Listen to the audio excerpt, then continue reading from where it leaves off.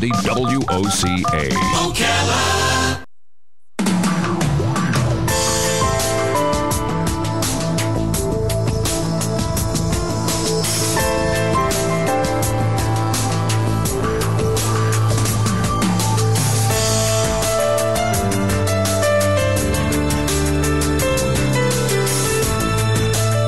All right, 5 minutes after 11 o'clock. Thank you for tuning in. On the phone is David D. Rutherford. He's a journalist. He's a former reporter for the Los Angeles Daily News. He works in public relations.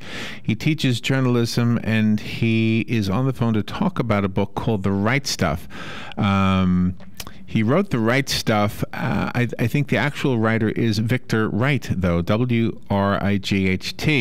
Victor is a quadriplegic, if I have my notes here right. I just went through the description on Amazon. Victor Wright was only 15 years old, it says, in 1976 when he broke his neck playing football at John Muir High School in Pasadena, California. He had severed the vertebrae at the second level right under his brain. It could have died from that. In The Wright Stuff, author David Rutherford, who is a former classmate, actually, and a friend, tells the story of Victor Wright from his birth through his injury and hospitalization. And there's an element of faith and God in this story as well. So I want you to hear about this. David Rutherford, good morning, David. Hi, it's a real pleasure to be on your show today. It's a pleasure to have you. Where are you calling from? I live in Pomona, which is in suburban Los Angeles. I grew up in Pasadena, went to school with Victor, and we remain in close touch. Wow. Ever since the release of the book. So this was 1976, and how's he doing now? Well, certainly physically, he's pretty much the same. I mean, his health is somewhat deteriorated in that he's lost weight, and he has every now and then a need to get checked out because, like all quadriplegics, you know, they go through certain things with their health. Wow. But he has the close guidance and care of his family and friends, and that's one of the things that has really kept him going all these years. Can he speak? Yes, and the reason that I'm speaking on his behalf on these radio shows is that it takes him 3 to 4 times the amount of time that normally does, because he is on a ventilator, a respirator. I gotcha, right. And he has to time his talking between breaths. Obviously, somebody who's endured any of this, the title works well, The Right Stuff. I mean, you have to have the right stuff to be able to put up with all this. Plus, of course, his name works as far as that double meaning. So are you the same age as he? Were you 15 also when this happened? Yes, we're classmates. I never played football. I played basketball and baseball, but I've known him actually since we were in 4th grade. I never had any classes with him, but when the injury occurred, I took it upon myself to really push my classmates and others to support him. Wow. And what he was going through, because we had bike-a-thons, other types of fundraising events, which actually kind of took away from our fundraising for our prom, but we still were able to do it despite... Wow. You're a special guy. I mean, to think at 15 you were thinking that way, that's awesome. Yeah, it wasn't just me. It was some other classmates as well. We all are really supportive of Victor, and, you know, he really, I think, is the symbol of our class. Wow. That is outstanding. Where does he live near you? Well, Pomona is about 30 miles away from Pasadena. They're both in suburban Los Angeles. He still lives in the same house he grew up in. So he's being cared for. For many years, he was being cared for by his mom, who has a bed in his room and is right by his side all the time. Wow. And in later years, he's gotten more care from his siblings and now the children of his siblings. So when they've been tremendous. So do we credit him as the author or you? we are co-authors. I just, he's credited as the author because it's as told to me. Right. The story was told to me. So what do you? What a couple of so many questions really. I mean, 39 years ago. Did he? Is there a reason he wanted to write the book now? Well, we've been writing it over the last 5 years or so. I've been interviewing him ever since our 30-year reunion, because that was the time when we thought, you know what, we need to document a lot of this stuff. He's done some incredible things over the years since his injury.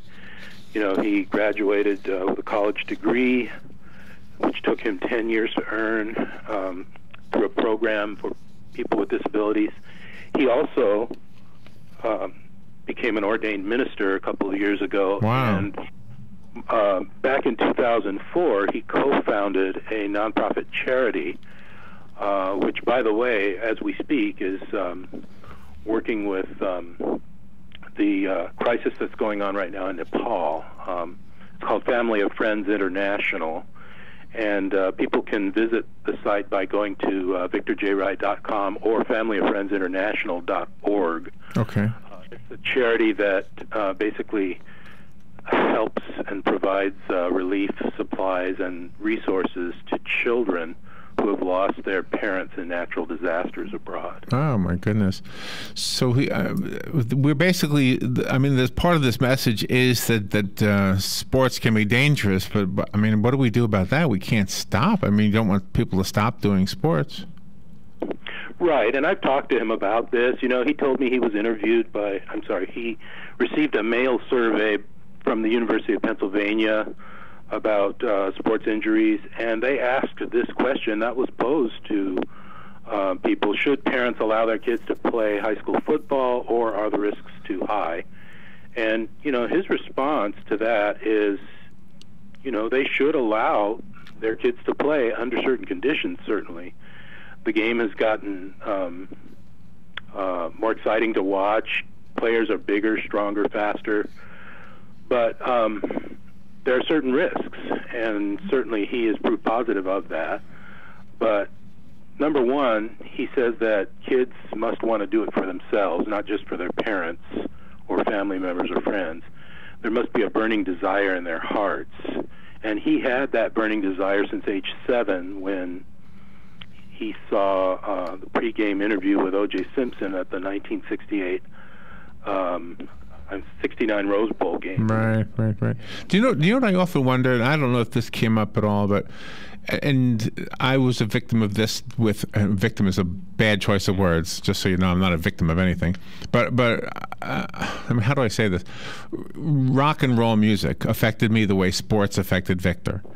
And I loved music, but I also was dazzled a little bit by the whole fame that you could acquire and the glory that you could acquire, with that fake sense of glory, And I think sports is the same way, where you love the sport, but there's an extra element that might push you to pursuing it as a career, or to, to really embracing it.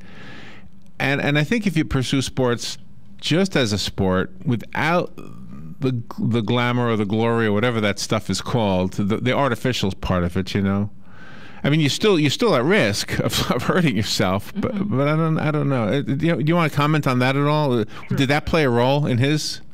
He certainly genuinely loved the sport as a participant. He still loves the sport as a spectator. He played with kids 3 and 4 years older than him from the day he was able to play in Pop Warner, which was at age 8 or 9. Mm-hmm. And as a result, he would get injured quite often because they'd play in the streets, they'd play in front lawns, etc. And by the time he got to high school, he was a very talented athlete. He was a multi-sport. He's a 5-sport letterman in junior high school, which is unheard of. I mean, Jackie Robinson, who went to our high school, he's the most famous alumni of our school. He still, to this day, is the only 4-sport letterman in the history of UCLA, and Victor was a 5-sport letterman in middle school. Wow. Gosh. That's pretty impressive. David, we need to take a little break, and we'll be right back. Fascinating story. I'm just feeling that I'm wondering what he's missing. I mean, does he miss any of the things he would be having in his life right now, but he doesn't because of this, because of being a quadriplegic? So when we come back, we'll answer that question. David Rutherford, just hang in there. The book that we're talking about is called The Wright Stuff. It is a story of perseverance, inspiration, and hope, authored by Victor J. Wright, as told to David Rutherford. And Victor was 15 years old when he was in a high school football injury that left him a quadriplegic, and he's been that way for 39 years, if I did my math right. We'll take a little break and be right back. The weather is brought to you by myfwc.com. Safe boating is no accident. For today, times of clouds and sun with a shower or thunderstorm around, highs in the low to mid-80s. Mostly cloudy tonight with a shower and thunderstorm around, mainly early, low 67 to 71. For tomorrow, mostly cloudy with a couple of showers and a strong thunderstorm or two, high 77 to 81. Wednesday, mostly cloudy and breezy with some showers and a heavier thunderstorm, high 82 to 86. From the Florida Weather Center, I'm meteorologist Joe Lundberg. Hi, Danny Warfel here. Get moving with Florida Credit Union's fast and easy loan approval process. Let Florida Credit Union start up a new car loan for you today. No more waiting, hassles, or stop signs. You can even apply online. With a strong financial team behind you, you can enjoy great rates and fast approvals. It's all about personalized service and a streamlined process. Florida Credit Union, connecting your money to your life. Real estate is the largest and most personal investment that any of us will ever make. Be sure to tune in Tuesdays at 10 a.m. when Bob Kennedy, owner of Berkshire Hathaway Home Team Realty, will be answering your questions and discussing real estate. So remember, that's Tuesdays at 10 a.m. Call 622-9622 with your questions. It pays to be an informed buyer or seller. This is news you can use from Berkshire Hathaway Home Team Realty and your friends here at WOCA.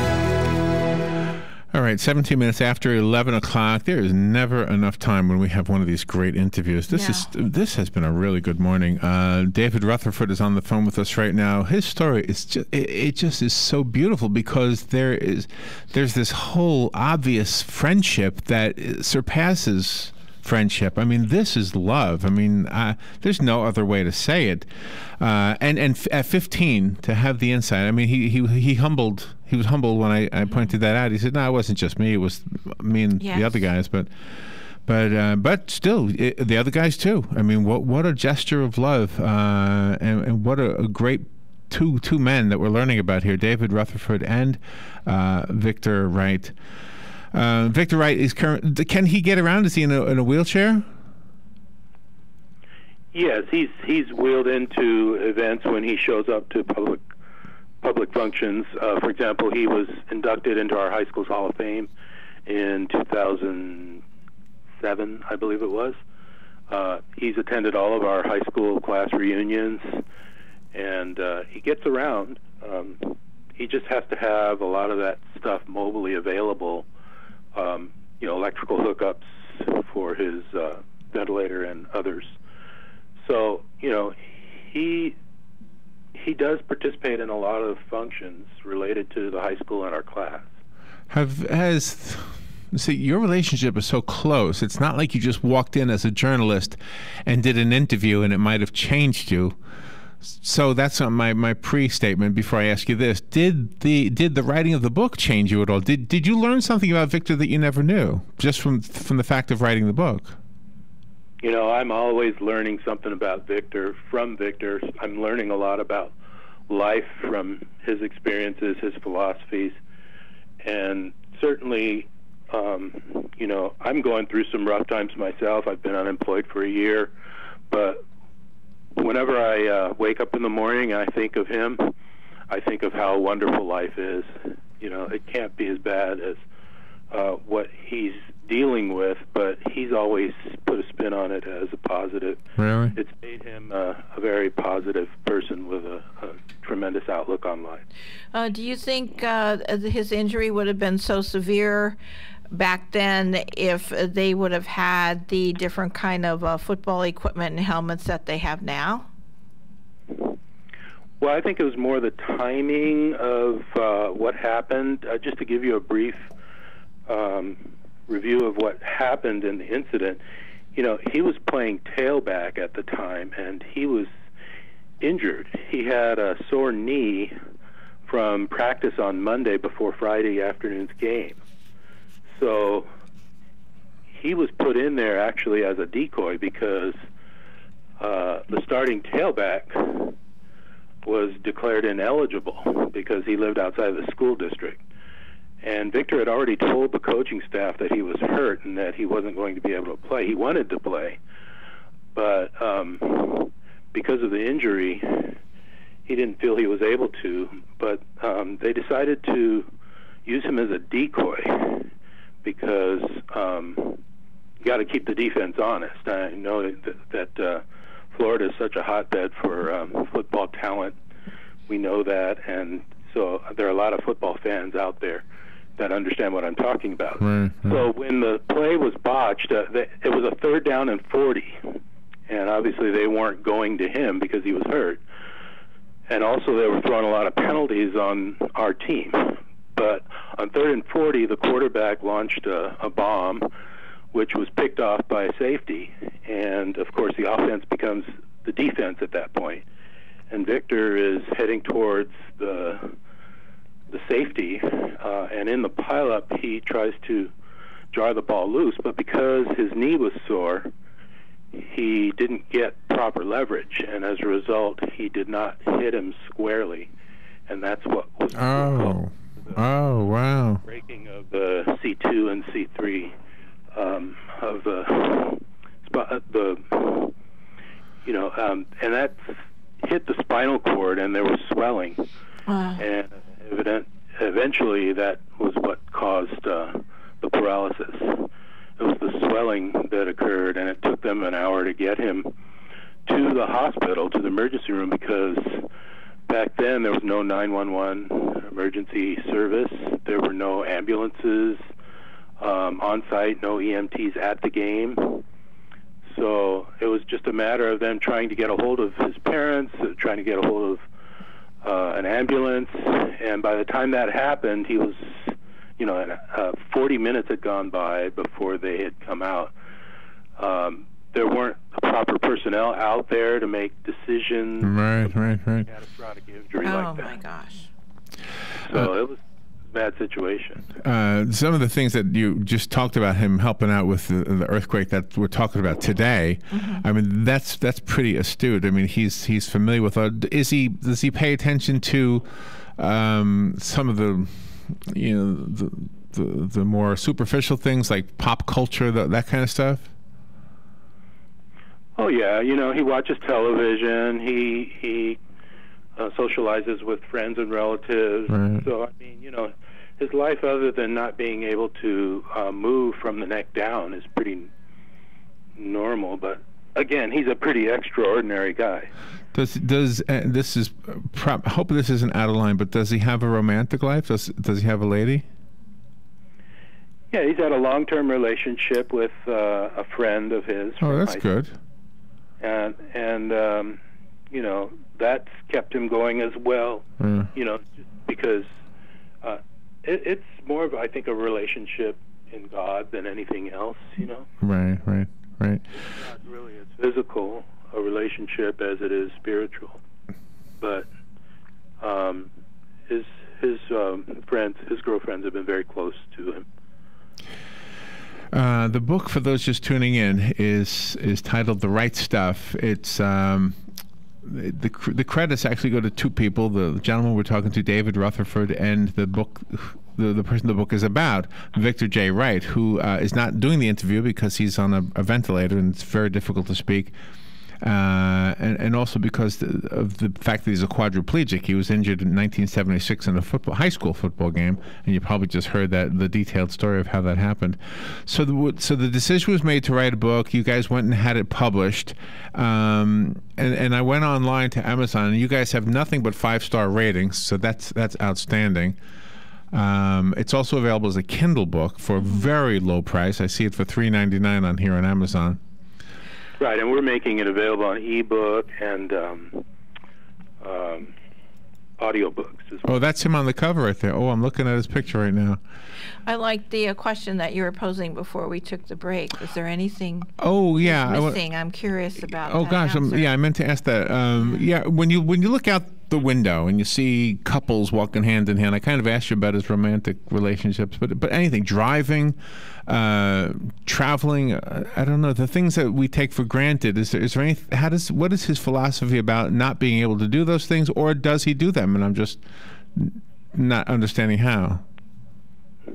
You know, when you go through a catastrophic injury like that, you go through various phases after the injury. One is a phase of fear. The next one would probably be denial, followed by anger, and then acceptance. And I think he's accepted his life the way it is now. He has such a close relationship with God that none of that stuff is really as important to him as what he's able to do to fulfill what he feels is his mission in life, which is that of helping others. Mm-hmm. Because so many people have helped him over the years. He can't do anything on his own, but he does have a mind, a heart, and a soul, and as a result, he's put those to use, and he's become an inspirational individual. So. I can't think of any way that the sport of football would be modified unless they went to totally flag football with not a lot of contact. Do you think that its popularity is going to start waning now because of all the injuries, because of the suits that the former NFL players are putting against the football organizations themselves? Well, you know, as far as parents out there wondering whether they should allow their kids to play high school football, he's supportive of it. You know, there are a lot of changes that have occurred in the game. You know, coaches are teaching safer techniques, there's better protective equipment, rule changes have made the game safer. But they must continue to be diligent as athletes over time become, like I said, bigger, faster, and stronger. The other thing is parents can play an active role in their children's safety. For example, athletes, in Victor's case, should not be pushed to play hurt. You know, if the parents are aware of coaching decisions like that, they may be able to intervene based on their knowledge of the extent or severity of their child's injury. In Victor's case, you know, his parents weren't there for him. His mom was working like 16 hours a day. She took the bus 30 miles to get to work. His father really wasn't as closely connected with him as his mom was at that time. So he was out there pretty much on his own and under the, you know, guidance, so to speak. His role models were basically the older guys on the varsity. David, I went on Amazon and I told her I found the book. I'm looking at the index. Is there something you can tell me about Mrs. Golly, the 4th grade teacher? Nothing jumps out at you? It's just her name jumped off the page at me, and I was wondering if there was something special about her. Well, she is one of many teachers that Victor cites in the book as having inspired him for changing his life around. He was a troubled kid in the early years. You know, he was born in Knoxville, Tennessee, but the family moved to Los Angeles when he was 4, and his father actually literally put him and his siblings in the street to do a lot of the door-to-door sales for him. He sold a lot of odd little things like pictures, clothing, and stuff. David, thank you for... A 4-year-old kid on the street, you know, it's... No, I think we're getting a clearer picture. David, we're out of time, but we have been spellbound by your interview today. Thank you so much for being on the air with us today. The book is on Amazon. Is there any other website information we need to leave the audience with? VictorJWright.com, and if anybody wants to assist in the Nepalese relief efforts, they can go directly to familyofriends.org. Okay, and Wright is W? How they can help them help the victim. Okay, and Wright is with a W. W-R-I-G-H-T. David, thank you. Thank you. We'll be right back. Fox News Radio, I'm Pat O'Neill. The devastating results of the earthquake in Nepal hampering search teams who have found some survivors in the rubble.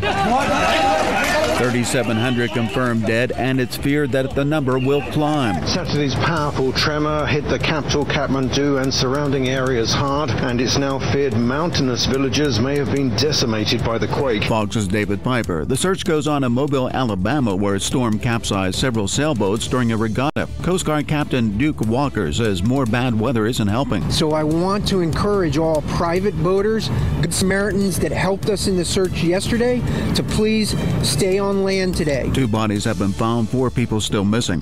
Truck drivers, most of them contractors at the nation's busiest port complex in Los Angeles and Long Beach, have gone on strike, saying they want to become trucking company workers to make more money. Fox News. We report, you decide. Flo from Progressive here, making deliveries with Greta, who has her own flower shop. Greta's great green thumb. Yep. Greta is saving a bunch of money on her commercial auto insurance with discounts like Safe Driver, Business Experience, and Paid in Full. Right, Greta? Righty-o. Righty-roo. Correct-amundo. Yes, sirree. Wait, who are you calling sir? What? No one. I thought we were doing a thing. No? Yeah, no. Discounts to save your business money. Visit Progressive.com to learn more. Progressive Casualty Insurance Company and Affiliates. Let's get down to business. You don't travel too often for work, but when you do, you want to stay where you know you'll be taken care of. That's where Choice Hotels comes in. We have everything you need to keep you on top of your game, like free hot breakfast for that much-needed morning boost, free internet to keep you in touch with home base, and a generous loyalty program so you can earn great rewards. Stay for business at Choice Hotels and book now at choicehotels.com. Great endings begin here. Amenities vary by location. Wow, I can't believe what I'm seeing. Who did this? P&P Tikis and more, of course. Now I have a tiki hut for shade, and I can enjoy the sounds of my cascading fountain while feeding my koi fish in my own pond. They even fixed my fence and redid all my landscaping. Nice to see a professional, reliable, family-owned business. Yes, P&P Tikis is the natural Florida tiki builder and water features designer. With free estimates, P&P Tikis is licensed and insured. Call 352-877-3307 for your very own tiki hut and more. That's 352-877-3307. P&P Tikis. Here are today's headlines from the source. WOCA Ocala Fire Rescue has reported that they responded to a call Saturday regarding a 2-year-old boy who was found unresponsive in an inflatable swimming pool. An updated report issued yesterday indicates that that boy died. The child is identified in the report as Manuel Mercado Jr. He was in Shands Hospital at the University of Florida in Gainesville after first arriving at Monroe Regional Medical Center here in Ocala on Saturday. A report in the Star Banner indicates that the boy's mother, 32-year-old Brandy Dial, told Ocala police that she was lying in her bed when she heard Mercado's brother, who was almost 3, yelling for her. She went outside and found her son lying in the pool filled with water. The report states that 911 was called and the mother applied CPR to the child while awaiting for first responders to arrive. A 58-year-old man was shot and killed by a Lake County deputy Saturday in Claremont after he threatened family members and deputies with a knife. The Lake County Sheriff's Office received a call around 3 p.m. regarding a family member who was causing a disturbance and refusing to leave the home. The parents, who are the homeowners, wanted their son, Daniel Howard Davis, to leave the residence. Davis repeatedly refused to leave, deputies said. 2 deputies arrived to the home along the 8000 block of Firestone Circle and attempted to get Davis to leave the home, but he continued to refuse and was belligerent with deputies, according to John Harrell, Public Information Officer for the Lake County Sheriff's Office. During a conversation with deputies, Davis pulled out a buck knife with a locking blade. One deputy immediately deployed his stun gun on Davis. The man was able to remove the prongs. He then stated that, quote, someone was going to die, unquote, and lunged at the other deputy with the knife. The deputy then shot Davis, who died at the scene. There's a launch scheduled for early this evening at Cape Canaveral Air Force Station. SpaceX is using its Falcon 9 rocket to send a communications satellite into orbit for the Central Asian nation of Turkmenistan. It's the first such satellite for that nation, and its government leaders will be on hand to watch the liftoff. It's designed to enhance television and radio broadcasts, while, ironically, the Turkmenistan government faces criticism at home for blocking independent sources of news and information.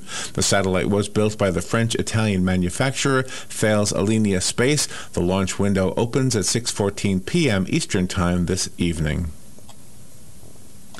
The Florida legislature gave its final approval on Friday to a bill that forces women to wait 24 hours after seeing the doctor before they go ahead with an abortion. Senator Arthenia Joyner of Tampa says lawmakers are chipping away at women's fundamental legal rights, but supporters of the bill disagree, saying they hope the 24-hour delay will encourage women to reconsider their decision to have an abortion. The measure is headed to the desk of Governor Rick Scott, who is expected to sign the bill as soon as he receives it. The Florida Fish and Wildlife Conservation Commission is now accepting applications for a chance to participate in this year's recreational alligator hunting season. For the Phase 1 random drawing, applications will be accepted through April 30th. Approximately 5,700 alligator harvest permits will be available. During Phase 1, each person can submit one no-cost application with choices of up to 20 hunt areas and periods. To apply, a person must be at least 18 years of age by August 15th. A permit allows the harvest of 2 alligators on a designated area. Only one application per person will be accepted. Hunters can submit applications at any county tax collector's office or license agent and at license.myfwc.com. And those are the headlines from The Source, WOCA 96.3 FM and 1370 AM. The weather is brought to you by myfwc.com. Safe boating is no accident. For today, times of clouds and sun with a shower or thunderstorm around, highs in the low to mid-80s. Mostly cloudy tonight with a shower and thunderstorm around, mainly early, low 67 to 71. For tomorrow, mostly cloudy with a couple of showers and a strong thunderstorm or two, high 77 to 81. Wednesday, mostly cloudy and breezy with some showers and a heavier thunderstorm, high 82 to 86. From the Florida Weather Center, I'm meteorologist Joe Lundberg. Johnny, what are you doing in the bathroom? What are you saying? Wait, where are your toy cars? Oh no, tell me you didn't. Honey, call Mike Scott Plumbing. I didn't do anything. For once that's true, but little Johnny flushed his toys down the toilet and now it's broke. Yes. No. I'll get the phone. What's the toll-free number? 866-314-4443. Got it. 866-314-4443. Mike Scott Plumbing. If water runs through it, they do it. At Mike Scott Plumbing, from the moment you walk through the doors, it's evident that quality is key. From our fully stocked parts department to our fully trained service technicians who can help with anything from a clogged drain to your irrigation system and even servicing your entire septic system. Visit one of our beautiful showrooms in Hernando or in Wildwood and let us show you how to turn your kitchen and bath dreams into reality. Mike Scott Plumbing. If water runs through it, we do it. Today in Florida Ag News from the Southeast AgNet, on Friday, the Florida House passed Bill number 383, the Private Property Rights Bill. Katie Edwards, who represents House District 98, says she is pleased this historic piece of legislation was passed. The Burt Harris Property Rights Act, which I believe will strengthen property rights and balance the needs of government with the rights of property owners to use their property legally within the full confines of the law. The bill deals with what happens when local governments exact more from property owners than the law allows for. So by having a framework in place for a property owner to go and bring suit to either have those conditions stricken or modified or receive some type of monetary compensation for their loss in value, we believe that's a great way to protect their property rights and at the same time make sure that government can continue to use their planning process to provide for essential government services. That bill now heads on to the Florida Senate. And now with our weekly Commissioner Spotlight, here's Franco Galasso. I'm talking with Florida's Commissioner of Agriculture, Adam Putnam. Commissioner, I've heard you say that children with proper nutrition perform better in school. Is that true? Of course it's true. Good nutrition and physical physical activity are directly linked to children's academic success. That's why, through our department's School Food and Nutrition program, we're working to improve the nutritional value of school meals and encourage healthy, active lifestyles. We recently celebrated at Alamanda Elementary School in Palm Beach County, which